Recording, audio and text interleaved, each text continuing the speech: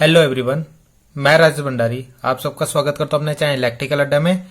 आज जो हम नेक्स्ट टॉपिक लेके आए हैं करंट। आपको पता है हम क्लास 10th की जो साइंस है उसका जो फिजिक्स है उसका फर्स्ट चैप्टर कर रहे थे electricity.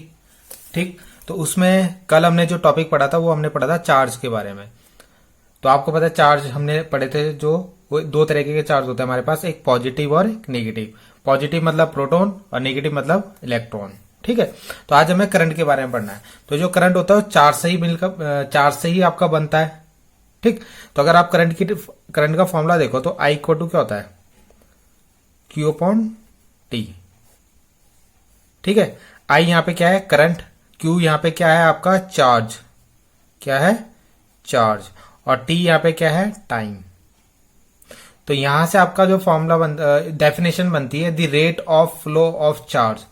The rate of flow of charge is called current. यानी जो चार्ज है वो पर सेकेंड आपका कितना फ्लो हो रहा है, ठीक, उसका रेट क्या है, वही आपका क्या है, करंट। मान लो आपकी कोई वायर है इस तरीके से, तो इस वायर में एक सेकेंड में कितना चार्ज फ्लो हो रहा है उसी को हम क्या बोलते हैं, करंट बोलते हैं।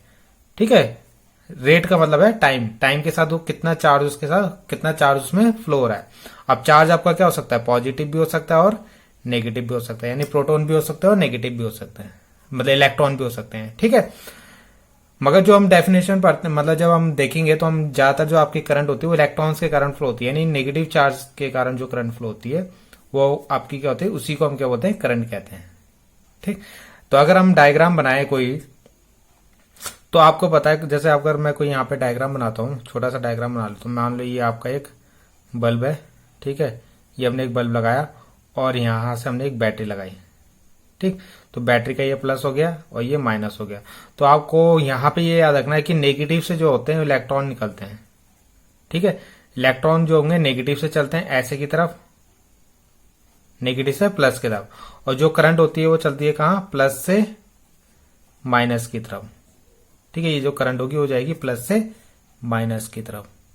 और जो पॉजिटिव चार्ज होता है वो भी प्लस से माइनस की तरफ चलता है आपका, प्लस से माइनस की तरफ पॉजिटिव। ठीक है, तो आपको क्या याद रखना है, नेगेटिव जो चलता है वो माइनस से प्लस की तरफ, और जो पॉजिटिव चार्ज होता है वो प्लस से माइनस की तरफ, और करंट भी आपकी प्लस से माइनस की तरफ। ये आपको याद रखना है। यानी जो इलेक्ट्रॉन होते हैं उसके अपोजिट में करंट फ्लो होती है। अगर करंट आपकी नेगेटिव से चलती है प्लस की तरफ, तो करंट कहां जाएगी, प्लस से माइनस की तरफ। ठीक है, ये आपको याद रखना है। बाकी आपको क्या याद रखना है करंट के लिए, एसआई यूनिट। तो इसकी एसआई यूनिट होती है एम्पियर। क्या होती है, एम्पियर। इसको ए से शो करते हैं। ठीक है, एम्पियर। कौन सा इंस्ट्रूमेंट यूज करते हैं हम करंट को मापने के लिए, तो वो हम करते हैं एमीटर। क्या करते हैं हम, एमीटर का यूज करते हैं हम लोग। ठीक है, और एमीटर को कुछ अगर आप देखोगे कुछ इस तरीके से होता है, उसमें ए लिखा होगा यहाँ पे, एक प्लस एक माइनस, इस तरीके से होता है आपका एमीटर। और ये कहाँ लगता है आपका, हमेशा सीरीज में लगता है। कहाँ लगता है, सीरीज में। अभी हम आगे पढ़ेंगे सीरीज क्या होता है, पैरेलल क्या होता है, तो वहां पे आपको समझाऊंगा कि एमीटर कहाँ होता है आपका, सीरीज में लगता है हमेशा। ठीक, बाकी आपको क्या याद रखना है एमीटर के लिए, एमीटर का जो रेजिस्टेंस होता है लो रेजिस्टेंस होता है। लो रेजिस्टेंस होता है किसका, एमीटर का, इसलिए इसको सीरीज में लगाते हैं। और जो वोल्ट मीटर होता है जो वोल्टेज मापता है वो आपका क्या होता है, पैरेलल में लगता है। ठीक है, तो इतना आपको करंट के बारे में याद रखना है। एक उसकी definition, rate of flow of charge is called current. आपको ये याद रखना है कि जो कोई भी अगर आपका सर्किट है तो उसमें माइनस से प्लस की तरफ चलते हैं आपके इलेक्ट्रॉन, और करंट जो चलती है वो प्लस से माइनस की तरफ चलती है। ठीक है, और जो प्रोटॉन होते हैं वो भी प्लस से माइनस की तरफ, या ऐसा बोलो पॉजिटिव चार्ज की दिशा में ही करंट चलती है, ये इलेक्ट्रॉन के विपरीत दिशा में यानी अपोजिट डायरेक्शन में आपकी करंट चलती है। बाकी ये इसकी यूनिट होगी एम्पियर। ये एमीटर से इसको मेजर करते हैं। नेक्स्ट हम पढ़ते हैं एक एम्पियर की डेफिनेशन कैसे आप बनाओगे। यानी एक एम्पियर की डेफिनेशन अगर आपके एग्जाम में आ गई तो आप उसको कैसे लिखोगे।